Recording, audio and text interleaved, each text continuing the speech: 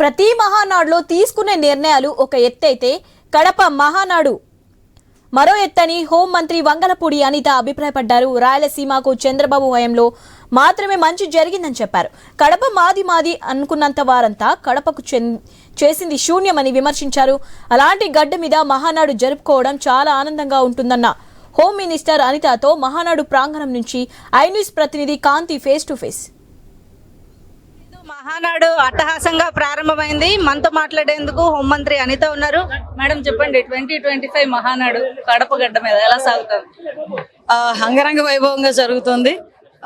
దేవుడి గడప అంటారు ఈ కడపని. అటువంటి కడప గడ్డ మీద ఈరోజు తెలుగుదేశం పార్టీ జెండా రెపరెపలాడటం, అదేవిధంగా తెలుగుదేశం కడప మొత్తం పసుపుమయంగా అవ్వటం ఈ రాష్ట్రంలోనే కాదండి, ప్రపంచంలోనే తెలుగు వాళ్ళందరూ కూడా ఈ 3 రోజులు పండగలా జరుపుకుంటారు.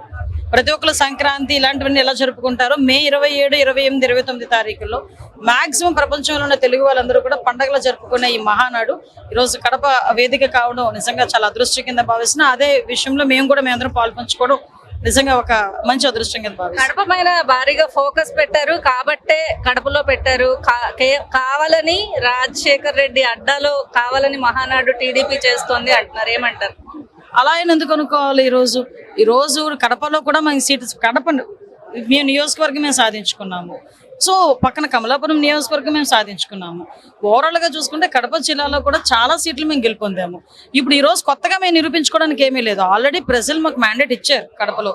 సో మేము అన్ని చోట్ల కూడా మహానాడు జరుపుకుంటాం కాబట్టి అందులో భాగంగానే ఈ రోజు కూడా మేము జరుపుకునే కార్యక్రమం తీసుకున్నాం. చాలా మంది రకరకాలుగా మాట్లాడుకుంటారు, ఎన్నో రకాలుగా దాన్ని చెడగొట్టాలని మొన్న చూశాను, చాలా ఆశ్చర్యం అనిపించింది అనమాట. మొత్తం నాయకులందరూ మూతులకు మాస్కులు కట్టుకొని వెళ్ళి ఏదో సంథింగ్ రిప్రజెంటేషన్ ఇచ్చారు.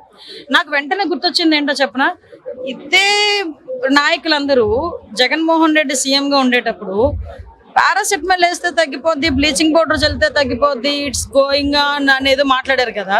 మరి ఈ రోజు అంతా ప్రికాషన్ వచ్చేసి కడపలో పెట్టకూడదని చెప్పి ఇచ్చినారంటే వాళ్ళ తలకి భయం అక్కడే అర్థమైంది మాకు.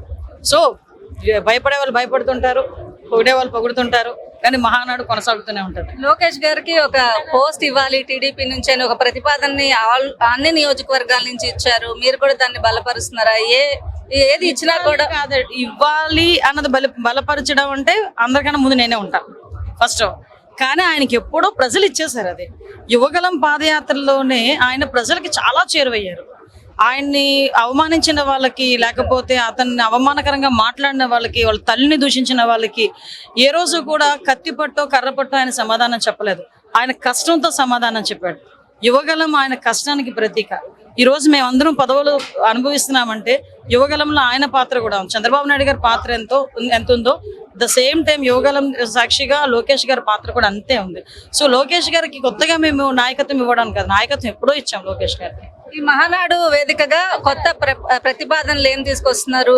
దాంతో ముందుకు వెళ్ళబోతోంది నెక్స్ట్? 6 నియమాలకి ఈ రోజే మన లోకేష్ బాబు గారు కూడా ఈ రోజు మనకి అందరికీ కూడా ఇచ్చున్నారు. 6 నియమాల్లో భాగంగానే మనకి స్త్రీ శక్తి అందులోనే ఇంక్లూడ్ అయ్యింది, యువగలం అందులోనే ఇంక్లూడ్ అయ్యింది, అదేవిధంగా కార్యకర్తల సంక్షేమం అన్నది అందులో ఇంక్లూడ్ అయింది. So at the same time super 6 లో భాగంగానే ఇప్పుడు మళ్ళీ ఫ్రీ ఆర్టీసీ బస్సు ఉండదు కదా, ఫ్రీ బస్ అది కూడా ఆగస్టు నుంచి లాంచ్ చేయడానికి, అమ్మక వందనం కూడా లాంచ్ చేయడానికి ఇవన్నీ కూడా చెప్పున్నారు. మహానాడు ఖచ్చితంగా ఎంతో గ్రాండ్ గా సెలబ్రేట్ చేసుకుంటున్నాము. అలాగే ఈసారి ఏదైతే కడప వేదికగా జరుగుతున్నటువంటి మహానాడుకి సంబంధించినటువంటి వరకు కూడా ఎంతో అట్టహాసంగా ఈ కార్యక్రమం ప్రారంభమైంది. రాబోయే రోజుల్లో కడప గడ్డ మీద టీడీపీ అనేది ఇప్పటికే పాతుకుపోయింది. కార్యకర్తలే మాకు ఒక అధికారాన్ని ఇచ్చారు, ఇక ప్రతిపక్షాల గురించి ఆలోచించాల్సిన అవసరం లేదు, ప్రజల సంక్షేమమే ధ్యేయంగా టీడీపీ ముందుకు వెళ్తుందని హోంమంత్రి అంతా చెప్తున్నారు. కెమెరా పర్సన్ కిషోర్ తో కాంతి, కడప మహానాడు ప్రాంగణం నుంచి.